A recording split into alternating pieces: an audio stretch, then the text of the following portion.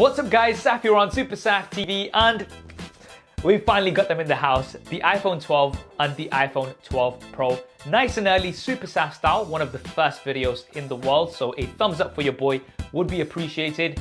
We've got a bunch of new features, including an updated design with flat edges, 5G for the first time on an iPhone, improved cameras, as well as MagSafe technology. We'll be taking a look at all of these in this video. Let's get to it. So the first thing you'll notice straight away is that these boxes are super slim. I mean, I'd say that they are half the size of a traditional iPhone box. Let's check it out. So here we go. We've got an iPhone 11 box for comparison, and you can pretty much fit two whole new iPhones in the same space of the box of the iPhone 11. Now this is of course because we no longer get a charger or earphones included in the box. We'll talk about that a little bit later. Let's firstly get to the unboxing experience. So for the iPhone 12, we have a white box. You've got the front of the iPhone 12 here. And on the iPhone 12 Pro, we've got a full black box. So we'll unbox the iPhone 12 first.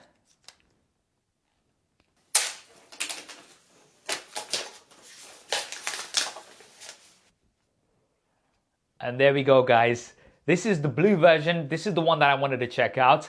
Absolutely love that color. We're gonna put this to the side and then check out the iPhone 12 Pro.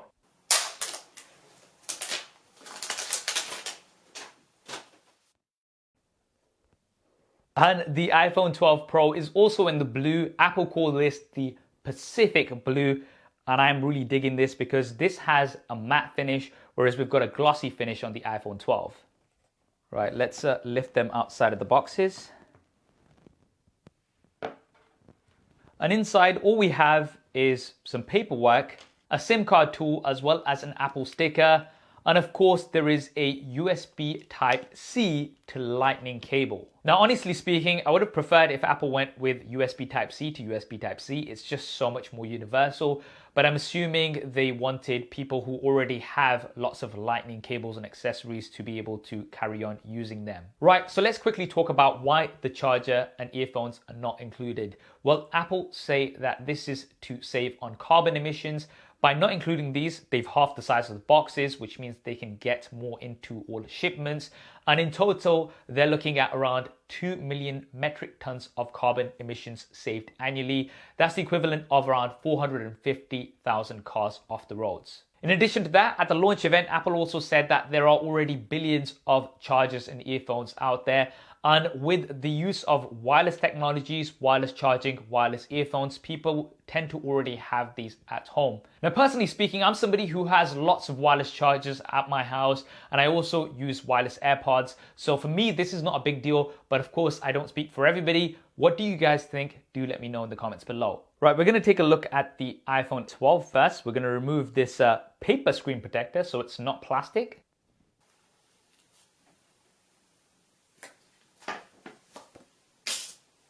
Whoops. And also the iPhone 12 Pro.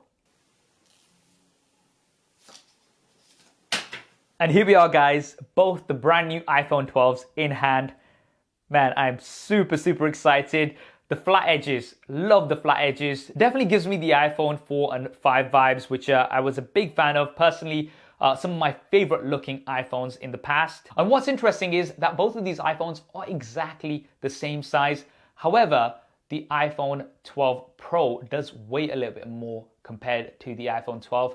And that is because we've got a surgical grade stainless steel frame, whereas we've got an aluminium frame on the iPhone 12. And the contrast is really interesting because the back glass of the iPhone 12 is glossy with a matte finish for the frame. And for the iPhone 12, we've got a matte finish for the back glass with a glossy finish for the frame. Now, one thing straight away that I'm super glad about being here in the UK is that we've got none of those labels that are usually here towards the bottom. Apple has now actually moved these to the side on the frame and they are much less obvious. I'm so glad about this. Now you can see here that I've gone with the blue versions, which are the new colors and I think look really good.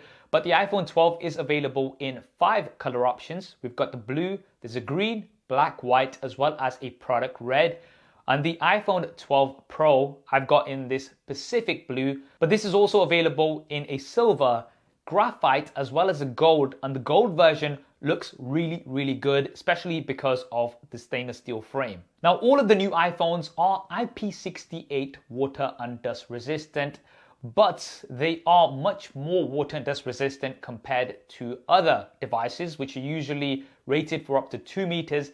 These are rated up to 6 meters deep for 30 minutes, which is definitely quite impressive. Now, for the back glass, Apple has said on their website that this is the toughest glass on a smartphone, so it should be pretty durable. But if you do want to be safe and put this in a case like I normally do, then you might want to pick up a case from our video sponsor Spigen. You guys know that I've personally been using Spigen cases for the longest time, way before I ever worked with them, and they make some amazing quality cases. My personal favorite has always been the Liquid Air, which is the perfect balance between size and protection, but they've got many options for everybody. If you want to show off your shiny new iPhone but still protect it, then I'd recommend the Ultra Hybrid, which is a clear case. If you want to pick up a case from Spigen, then I'll leave some links down below. Now let's move over to the front, and here is what Apple call ceramic shield. They don't even call this glass because it's supposed to be tougher than any other smartphone display out there, with 4 times improved drop performance. Now, I'm not going to do drop tests. That's not what I do here on the channel, but I'm sure there's going to be lots of others that are going to do that. And now let's look at the displays. So we've got 6.1-inch displays on both devices, and they are almost identical. Super Retina XDR with a 2,000,000:1 contrast ratio. Now, these are 60 Hz displays. Unfortunately, we do not have 120 Hz this year.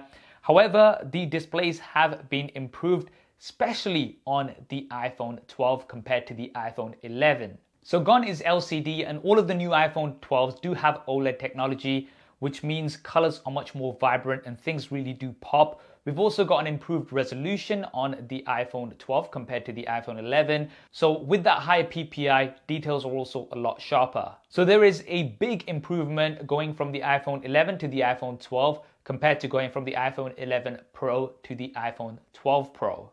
Now, the displays between the iPhone 12 and the iPhone 12 Pro are almost the same. You can see that we've got a uniform bezel around with the notch, and both also have a peak brightness of 1200 nits when you're watching HDR content. However, there is a small difference that I have noticed on the Apple website, and that is that the iPhone 12 Pro does have a max brightness for regular conditions up to 800 nits, whereas the iPhone 12 has a max brightness of around 625 nits. So a minor difference, but it's really good to see that the iPhone 12 is now really up there with the displays of the Pro models. Now, a lot of the similarities between these two do continue on the inside. So both of these are powered by the Apple A14 Bionic chip, which is the world's first 5nm chipset, and it is super fast. No doubt these are going to be some of the fastest smartphones out there.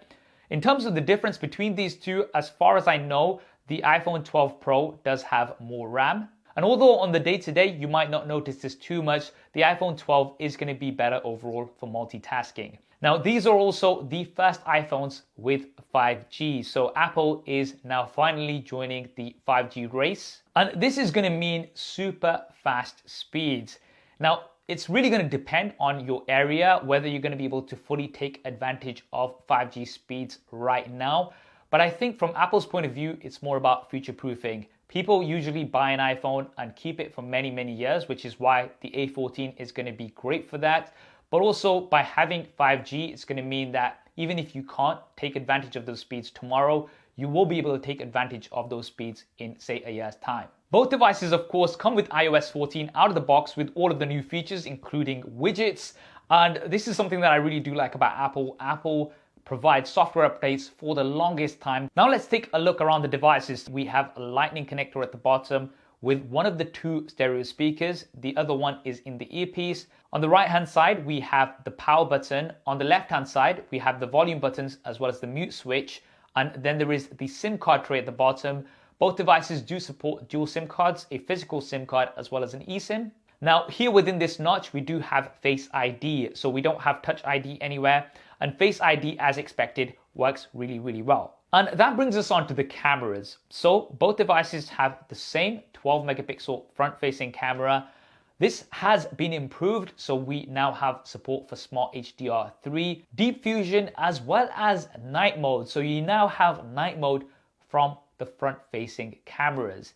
Now, when we move over onto the rear-facing cameras, this is where things get super interesting. So as you can see, we've got 2 rear-facing cameras on the iPhone 12, but we've got 3 rear-facing cameras on the iPhone 12 Pro. All of these cameras are 12 megapixels. I like that Apple keeps things consistent. And the ultra-wide as well as the primary camera are actually exactly the same on both devices. The ultra-wide camera does have a 120-degree angle of view with an f2.4 aperture.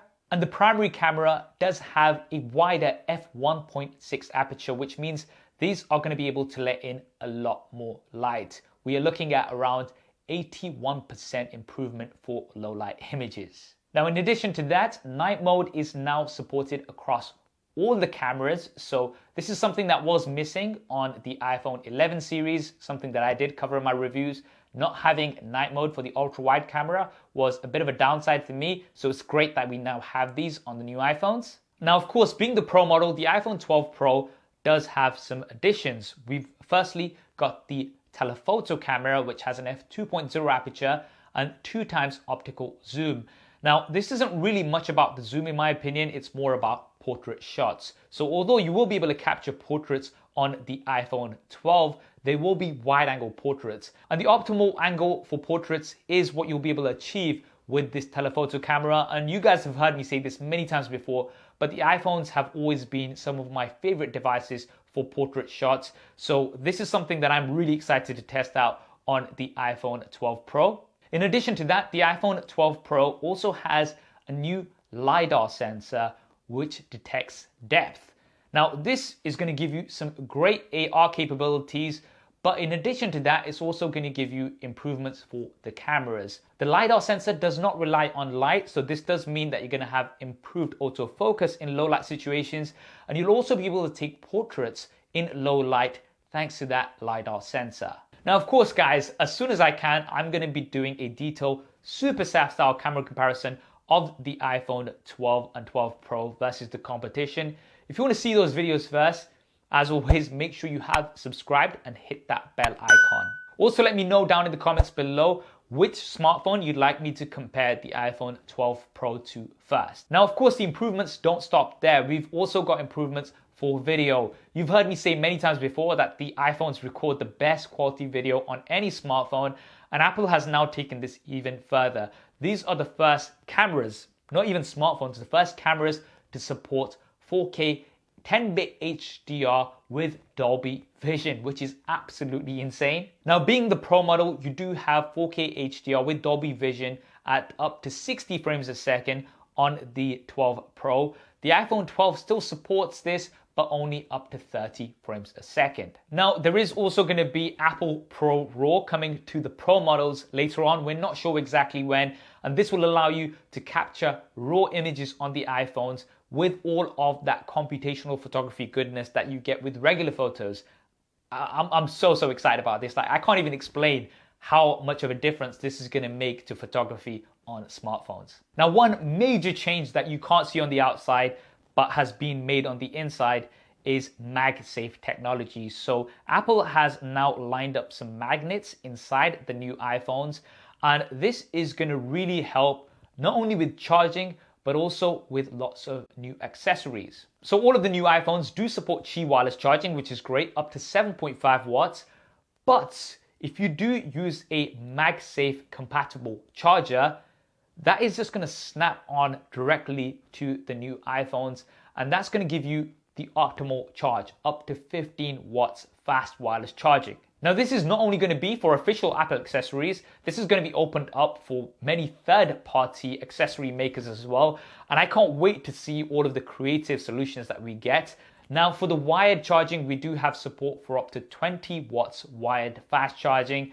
Of course, that charger is not included out of the box, so you will have to buy that separately. Now let's talk about the price and the storage options, and also my advice about which one of these you should go for. So the iPhone 12 does start at 64 gigabytes. There is also a 128 as well as a 256 version available.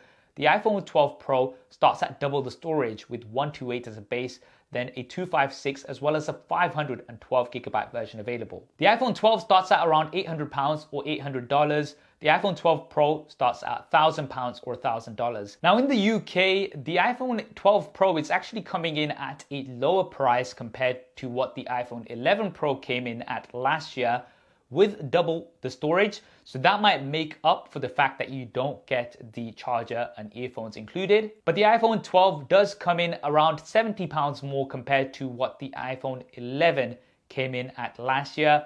But you are getting that improved display, almost the same as the Pro model, as well as 5G and all of those other improvements. Firstly, if you are thinking of getting the iPhone 12, my advice straight away would be get at least the 128 gigabyte version. You're going to be taking lots of videos and photos, and you're going to be using this potentially for a long time, and you're really going to appreciate that extra storage, which is only going to cost you either £50 or $50 more compared to the 64 gigabyte version. Now, if we do compare the iPhone 12 with 128 gigabytes to the iPhone 12 Pro, like for like 128 gigabytes, then you will be paying around £150 or $150 more for the iPhone 12 Pro. Is it worth spending that extra money? Well, let me break down what you're getting. So you're getting a more premium build with that stainless steel frame. You're getting a slightly better display, only slightly. You're getting more RAM for multitasking, but most importantly, it is the camera improvements that you're getting on the iPhone 12 Pro. That telephoto camera alone, in my opinion, is worth getting for those portrait shots. You've got the LiDAR sensor, which is not only going to help with photography, but also for AR, and features like Dolby Vision at 60 frames a second versus 30 frames a second, as well as Apple Pro RAW, which is going to be coming later on. Now, if those things that I've mentioned are not important to you, then the iPhone 12 might be the better option for you. But if they are important to you, then £150 more will get you all of those features in the shape of the iPhone 12 Pro. Now, if you want even further features for the cameras, such as the sensor shift OIS, the better telephoto camera, as well as the larger sensor for the primary camera, then you might want to hold back a little bit and wait for the iPhone 12 Pro Max, which is going to be coming in November. And if you're thinking you want a smaller, more compact phone with pretty much all of the features of the iPhone 12, then you might also want to wait till November when the iPhone 12 mini is out. Now, of course, as soon as those are out, I'm going to be doing lots of coverage with those devices. If you want to see all of that first, as well as lots more iPhone 12 and 12 Pro content here on the channel, then be sure to subscribe and hit that bell icon so you don't miss it. What do you guys think of the iPhone 12 and the iPhone 12 Pro? Do drop me a comment below and let me know your thoughts. I hope you enjoyed this video and found it useful. If you did, then do hit that thumbs up button for me. It really does help me out. Thanks for watching. This is Saf on Super Saf TV, and I'll see you next time.